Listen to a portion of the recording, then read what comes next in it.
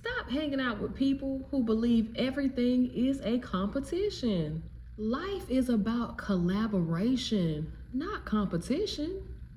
When we focus on what other people have and turn our backs on what we have, that's when jealousy and envy start to emerge. Once jealousy and envy are in the mix, that's when we start striving to compete in order to feel good about who we are. James chapter 4 verses 2 and 3 says, "You desire, but you do not have, so you kill.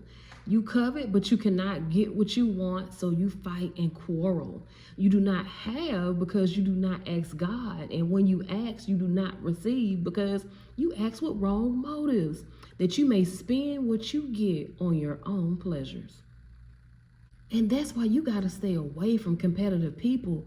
They don't have it, so they would rather kill you instead just to get it, whether it's emotional abuse or even physical murder.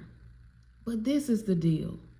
Everybody has individually tailored gifts, right? So because of that, the scales will always be different. Listen, someone is always going to look better than you, have more money than you, have a better career, have a nicer or newer car. That's just what it's going to be out here in these streets. And that's why we got to be out here collaborating with each other. Listen, you have something I don't have, and I have something you don't have. So let's come together and build something bigger by mixing the two. That's why I don't understand racism, sexism, or any ism for that matter, because how many opportunities are missed when you only want to hang out with and support people who look or act like you?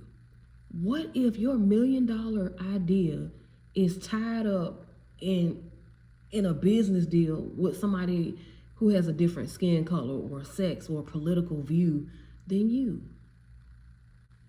Competitors do not clap for others, and if they do, it's because they are getting something out of the deal. It's not because they genuinely care about your wins.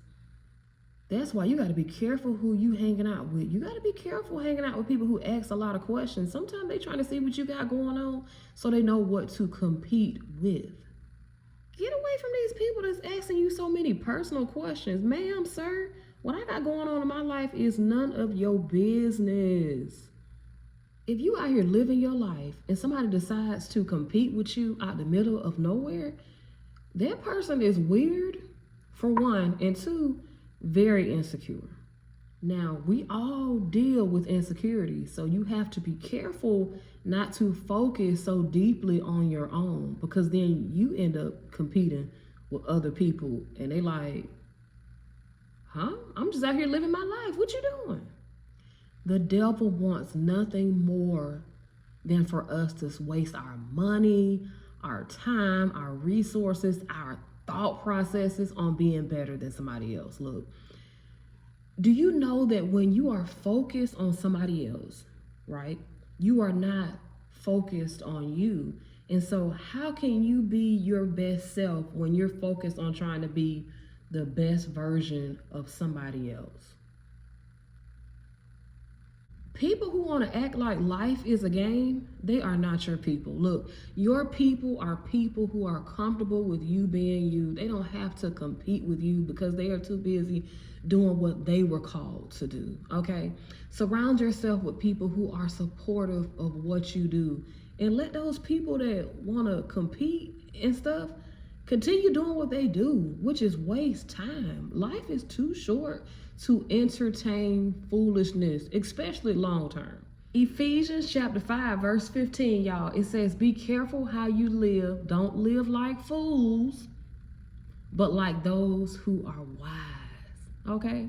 I spoke more about dealing with competitive people and how you need to walk away in my new book, People Are Evil. I put the link in the description box below. It's available on all Amazon platforms. Get you a copy.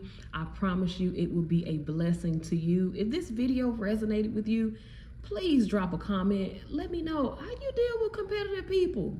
You know, how do you deal with them type of folks? Comment, like, share, and subscribe, and I will see you next time.